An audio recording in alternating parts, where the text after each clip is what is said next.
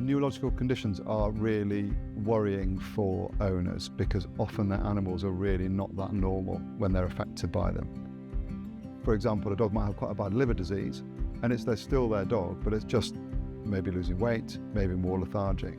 Whereas an animal might have quite actually not that bad a neurological disease, but it could look quite bad to the owner. They might not be able to walk, they might not be responding to them. And one of the real benefits, one of the real things that we enjoy in neurology is when you see them, you can think, oh, this dog's going to be okay, when it actually looks quite bad. And so I'd say to people out there with dogs with neurological disease is that you might not find it's as bad as you think it's going to be if you're worried about being referred.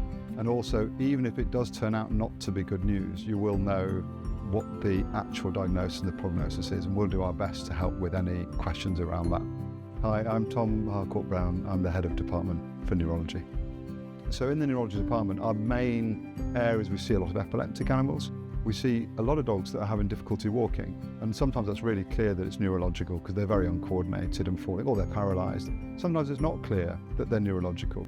One of the best bits about working at Langford is that I know that we've got some of the best people in the world really in these departments that I really trust to be able to go to and ask their opinions, and we can all come to a decision about what the most likely diagnosis is.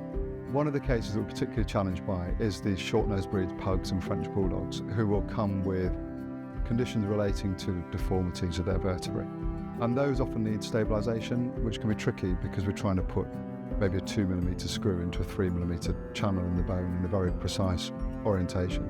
So over the years we've developed a couple of systems to cope with that, using 3D printing, which we have on site to print drill guides where we can put those screws into the exact location that we want them. To do neurology you need MRI, and we offer MRI like most other places that offer neurological services, but one particular difference with us here is that when an animal has an MRI, it will be looked at by at least one of the clinicians here, alongside another of one of the other neurology specialists as well. And in the background too, we have a whole department of specialist radiologists who are also looking at the images. So any images we generate tend to be looked at by at least 3 or 4 different specialists at any one time, which I think is a really big benefit to us.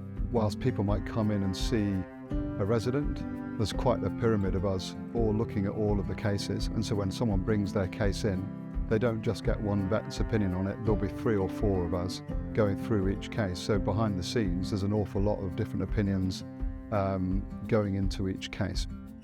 That real joined up approach means that I think we offer a really excellent service.